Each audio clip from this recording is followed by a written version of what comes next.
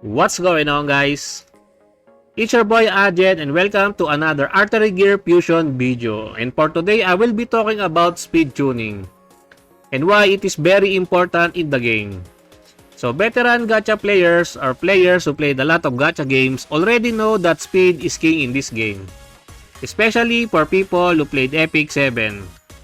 Speed is really important. Not only it affects your success rate in clearing contents, in making it very easy, it also has a very big factor in PvP. A lot of people can say Artery Gear is inspired by Epic 7 because there's a lot of similarities between the two, and PvP is the endgame in Epic 7. RTA or real-time arena or live PvP, call it whatever you want, will probably be implemented in this game.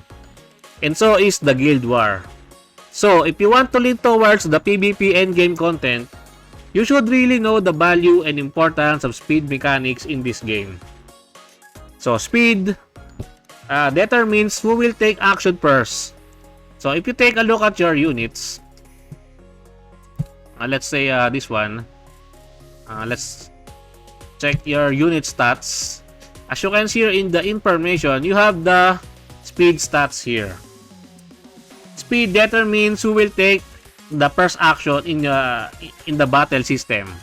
Artery Gear is a turn-based game, so there will be sequences on whose unit will go first. That is where the speed factor comes in. The unit with the highest speed will take action first, followed by the next one, and so on and so forth. So let's talk first about the implications of speed tuning in PvE. So usually, speed tuning is considered in farming hunts, where you farm your gears. So let's go to the hunt. To the, what is it called here? Because hunt, it is called hunt in Epic 7. I am an active player in Epic 7. Target elimination. This is the hunts. As you can see here, you can farm the speed set here in the Promised Land. This is where you will farm your speed sets. So this one, the center. Having the correct order of units to take action will make farming hunts really easy and very efficient. Example, in farming the center hunt, this one, you want your debuffer like a defense breaker to start first before your main DPS unit so that you can inflict massive damage when it is your DPS turn. It is then followed by a buffer unit. It's vice versa actually. You can either start with a buffer or a debuffer, then followed by a pusher, then your DPS as the last one unit with the lowest speed. It will all depend on your team composition and the units that you have, of course, but that is the importance of speed tuning in PvE game modes. I hope you guys get the idea, and I hope that I explain it carefully. Like for example, let's try to do one hunt battle here. This is the unit that I have. I don't really have that much unit because I started really late in this game, around the third week, last of the second week, or the start of the third week. So I'm really lacking some good units for this hunt. But I think I have the best units, which is Ginga and wait. Let's turn off the. As you can see, my team is not yet well suited for speed tuning because the level that I'm able to clear is not the highest one. This is only the level 6 stage for this hunt. So when starting the hunt, you really want your debuffer or your buffer to start first. And this is your action gauge bar. So the one with the highest speed takes the turn first, and my Alice is my highest unit with the highest speed, so she's the one who take first. Usually I think it's Chihaya, the one with the defense breaker debuff, should be the first one to start, and then followed by Alice, who will then buff your DPS unit and push it, increase the unit's combat readiness by 100%.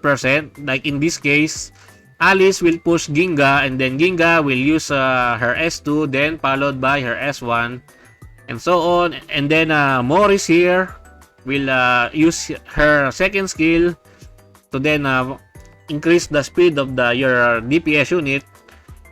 And that is the cycle of farming this kind of hunt. And speed tuning is very important in those kinds of team composition, especially when you want to have a very good efficiency in clearing this type of stage. I hope you guys get the idea, and I hope that I explain it clearly. Now let's talk about speed tuning in PvP. In PvP, they are somewhat the same. You go with your team buffer or you go with a debuffer followed by a pusher that will push your main DPS to take action to start shredding the enemies. An example of this is a pass unit that have an AoE defense break followed by Alice who will then buff and push your best cleaver. So for some context, for some of you who don't know the term cleaver or cleave, cleave refers to an AoE attack or an attack that attacks all enemies, and a cleaver is the term called for the unit that do the cleaving. So having a very strong cleaver that can one-shot most units plus a very fast Alice is really a golden combo in PvP. This is why Alice is very highly rated and pretty much a recommended unit to reroll for. Not only is she broken in PvP, she is also broken in PvE. If you get outsped by your enemy here in PvP, you will most likely be defeated. And that is why speed is king in this game. That is why farming center and units that can farm the center are highly recommended at the game's launch. And I think I've explained the value of speed pretty much. So if I miss anything or I've said something wrong, please feel free to correct me. Anyways, that's it for me for today, guys. I hope you enjoyed this video. Please leave a like and subscribe. I would really appreciate it if you could help me grow my channel more. And thank you to everyone who are supporting my channel. I appreciate every one of you. Until next time, peace.